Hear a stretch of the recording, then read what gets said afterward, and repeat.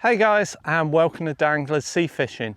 Today I am fishing Hampstead, but I'm not just fishing Hampstead for the usual. I'm not aiming for Smoothounds or Stingrays. I'm targeting giltheads. Now let's get fishing.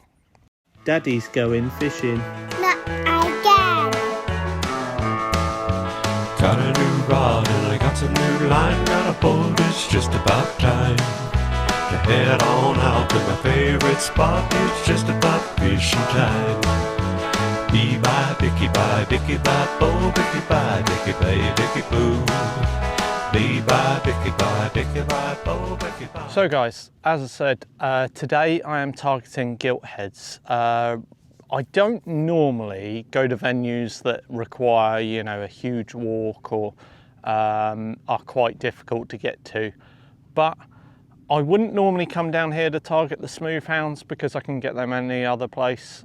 But with the giltheads, they like estuaries, and they like estuaries with good flow and a good amount of water, and that is Newtown Creek. So I've come to fish the entrance. I'm out on a little spit. Out in front of me there is a big hole. It really drops off here. I think it drops down to about 18 foot. I should be showing you on screen now.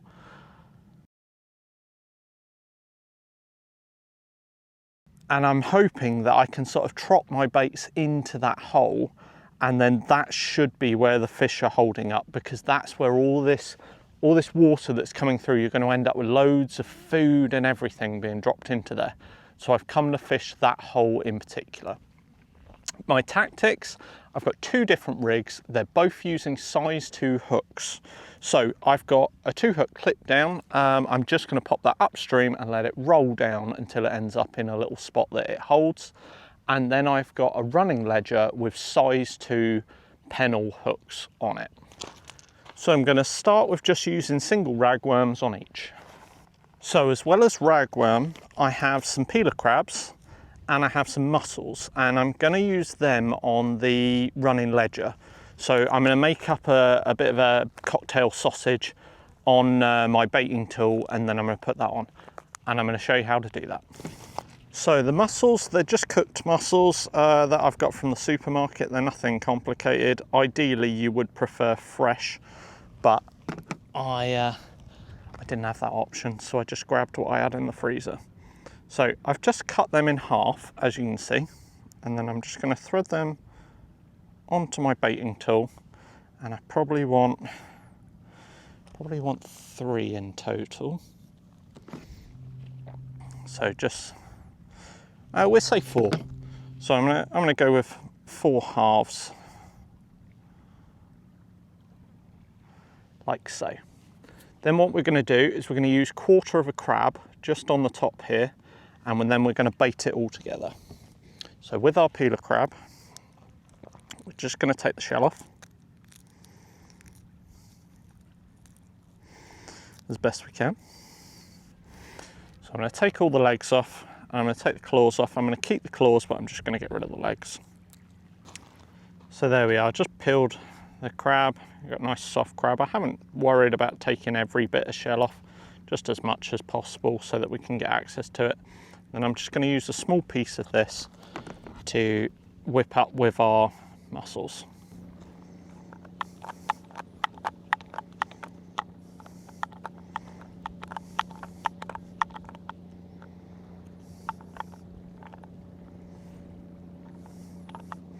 So one of the things with this style of fishing is we're probably likely to pick up some other species. I would have thought bass is probably the most likely alternative we could end up getting. Hopefully we find some fish, because that would make at least the walk worthwhile.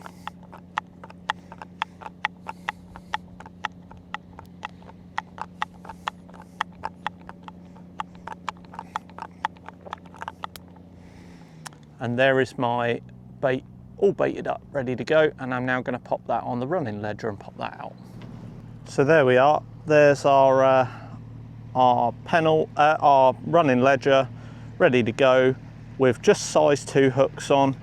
Reason I used the baiting needle was not so I could thread it on, it was just so that I could spike the bait easier to be able to get it on.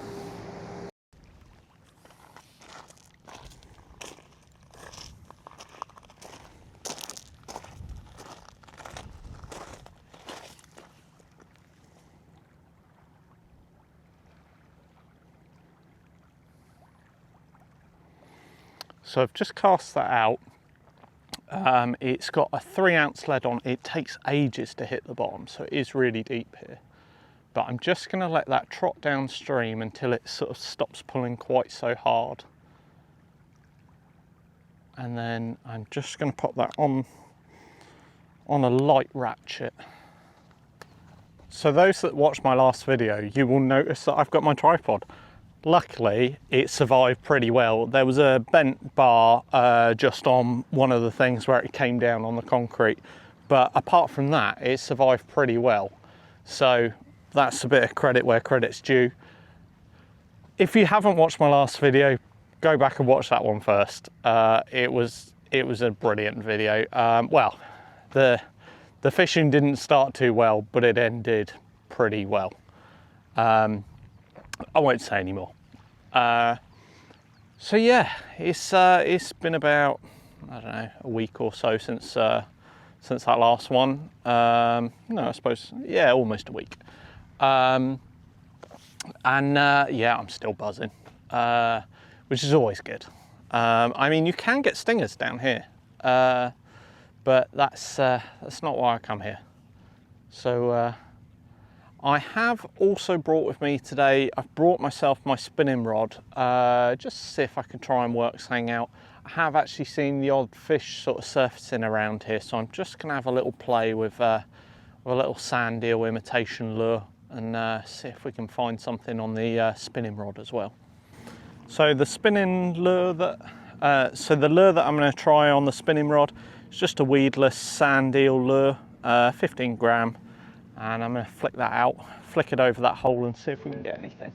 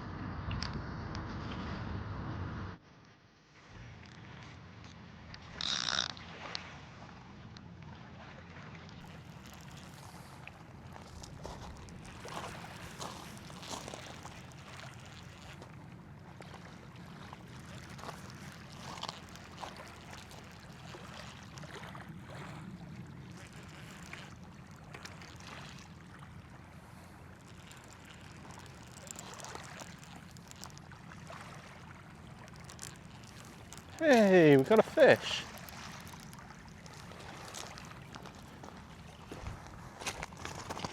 Well guys, it's not a gilt head, but it is a bream. So I suppose we are fishing in the right grounds, but let's get this guy back and see if we can find a few more. So I just remembered I brought those pop-ups again. So I'm going to try them on one of the hooks. So I'm going to put them on the top hook, and then I'm not going to put them on the bottom hook, and I'm just going to see which one hooks up a little bit more. Right, well, I suppose we've had a fish. That's not a bad start. Weed is a bit of a nightmare.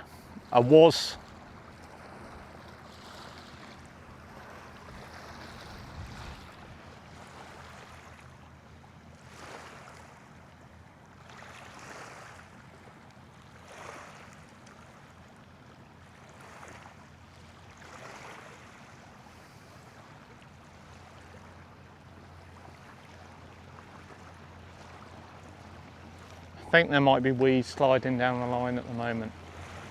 I mean, as I'm sure you can see, that tide is absolutely hammering through, and there is quite a bit of weed coming through. So when that weed comes through, it is hard work. but I was considering maybe I should move further out, fish maybe more the beach near the estuary. Might be a little bit less weedy because I'm not in that tide pool. But this is where I want to be, and the fact that we have seen that little bream, that has spurred me to stay here.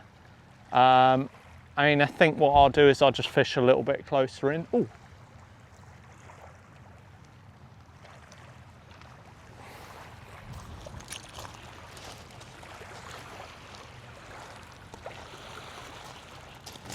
Right, I think I'm going to drop these in a little bit shorter. They're just getting quite heavily caught up with weed. Yeah, so I'm going to keep them a little bit closer in. As you can see, the tide is running pretty hard, and there's quite a bit of weed running through, but this might be a good time for me to try and spin for a bass. But at the same time, I want to keep my eyes on the bait because you know, the bream is what I've come here for, not black bream, giltheads. But as we've seen, there is at least a little bit of sign of life that there is some black bream here. So hopefully we can find a few more. Even if it's just black bream, that's something better than nothing.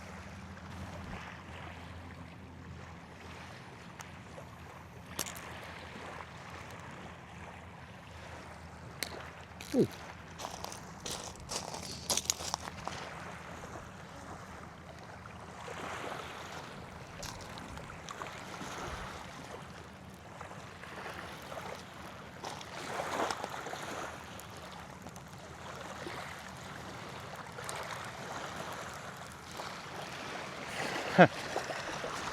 A double shot of bass. I mean, they're not very big bass, but a double shot of bass.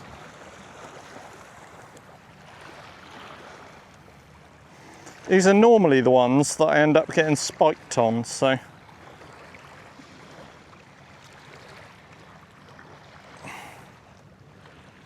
I am going to use my cloth.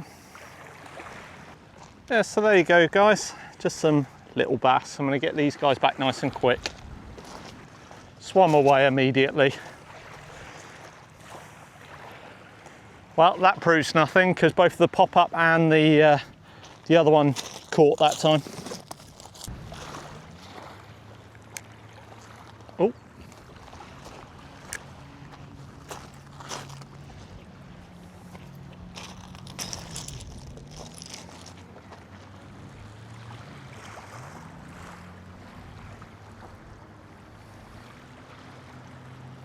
What are we saying, another little school bass?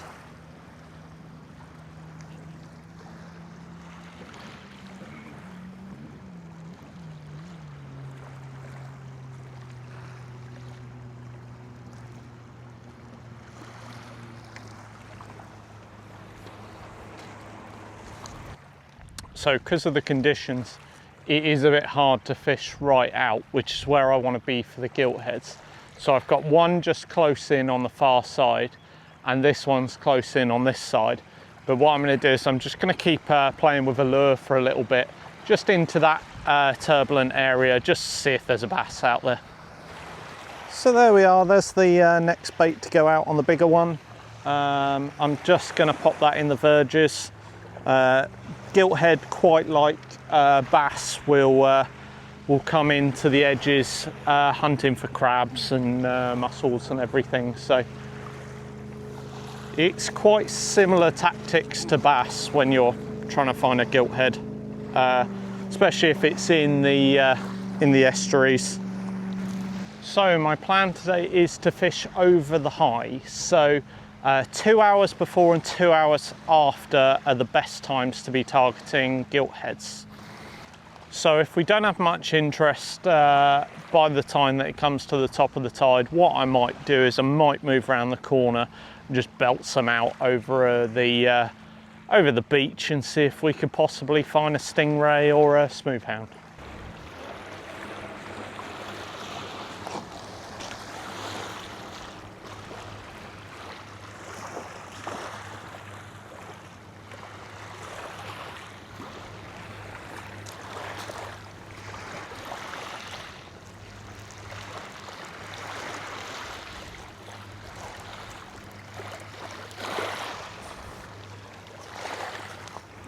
Another little bass.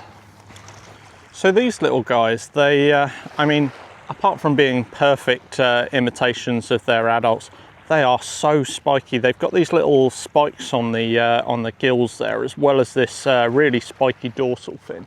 Now, on a bigger bass, you've got room to hold it, but on these, be careful because you really do get spiked and they can draw blood. So I think what I might do is I might give this about 10 minutes and then move around the corner, not mainly because it's fishing bad or anything like that, or because the weed is a nightmare, but mainly because I am being cooked alive sat here on this spit.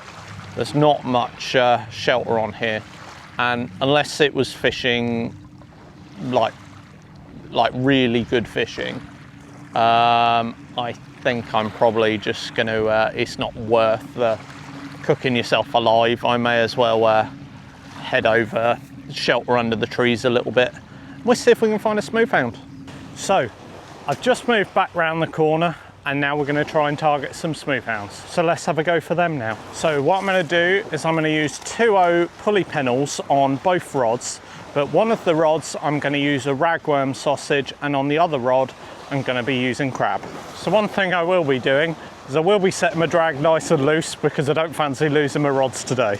So I've got a short and a long pulley pennel. The long pulley pennel is what I'm going to use with the ragworm sausage, and the short pulley pennel is what I'm going to use with the crab. So to make the ragworm sausage, I saw a shore hunter do this the other day and I thought this was quite a neat little way of doing it. So he uses his baiting needle and just pops sort of the head and maybe the first couple of centimetres on. And then what he was doing was he was just tipping it back and forward, and it made a really nice, neat little sausage. So I'm going to try that out today because that looked like a really neat way of getting these into a nice sausage. So now that I've gone that way, I'm just going to start whipping back the other way.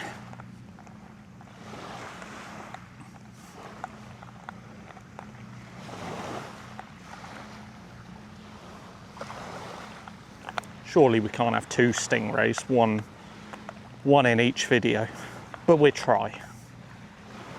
It's hot enough, that's for sure. There we are, a nice neat sausage. That looks pretty good. Right, there's that one in. Let's get a crab out.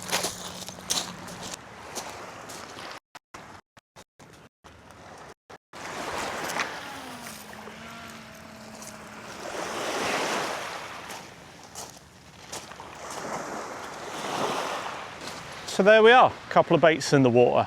I haven't actually shown you what my setup is today, so let me show you what that is. So today I've got my pair of Tronix Pro C6 low diameters, and I've got them paired up on my Penmag 525s with some Asso 25-pound night line and a 70-pound shock leader. So I could have brought some light rods today with me, but I decided I wanted to bring these. These are tippy enough that I can do some light fishing with them, but they're also heavy enough that I can come down to this part of the beach and fish with some Smoothounds and Stingrays, just in case it got a bit boring. So I brought them as I could use them as both. They've got enough guts to be able to fish pretty hard, but they've also got enough of a tip that they can show pretty delicate bites, which is always good. So I've just looked on my Navionics just to see what the ground that I was fishing. It is quite shallow, but just down there is Hampstead Point. So I might just walk down there a little bit further just so I can fish into that deeper water, see if I can find anything there. For what it's worth, Stingrays and Smoothounds do come into fairly shallow water, so it shouldn't make too much difference if they are coming around here. But it seems a missed opportunity to fish the deeper spot round there, so let's have a play. So come around the Hampstead Point. The current absolutely hammers through this area. It's a bit deeper, it's a bit more open. I've whacked a peeler crab out on one and a shrimp on the other, or a prawn, whatever you want to call them. Big one. Yeah, so I've whacked them out. just see if we can find a big hound while we're here. Or any hound, I don't care. Seems a waste to miss the opportunity to try and fish a deeper point round here. So. But that tide is hammering through. Right, just sending out my my last bait. Just going to use the one rod now because that weed keeps hooping over and it's really hard to fish. So I'm just going to fish the one. I'm just going to send out a peeler crab. So the last bait's in the water. I am going to slowly start packing up. I didn't want to be down here too long. I've been here probably about 3 hours-ish in total. Probably spent about an hour of that moving around. And it took me about an hour to get down there. So anyway, it felt like I had to give it a quick go down here. See if we can find a Smoothound. I mean, this is a bit of a Smoothound mecca for the island. I mean, if I was going to come down here targeting Smoothounds, I'd probably come down in the evening. That would be the best bet. But I wanted to come down here and try for the gilt heads. Unfortunately, couldn't really find any of them today, but we did find a few little fish, which was always good fun. And you never know, we might find something just on this last cast. Well guys, I think that's about it. Unless this rod suddenly goes, this will be me signing off. We didn't quite really get what we came down here for, and maybe I should have stayed out on the point and gave that more of a try, but I don't walk down here very often. It is quite a long way. It felt like it was worth a play just to see if we could find anything out on the beach before heading back.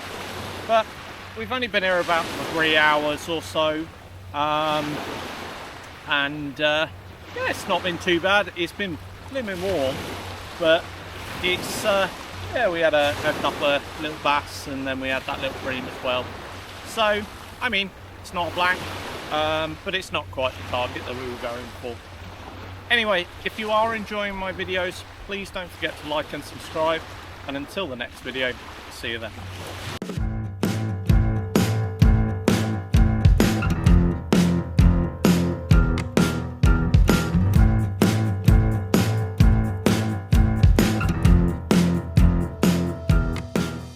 Now, just pulling that last one in, I've got these Mermaid purses in, and I don't know if you can see just there, you can see the darker thing of the embryo developing inside the egg. Same on this one, it's just down here. I can't tell exactly what they are, but I'm going to get these back pretty quick so that they can carry on the species.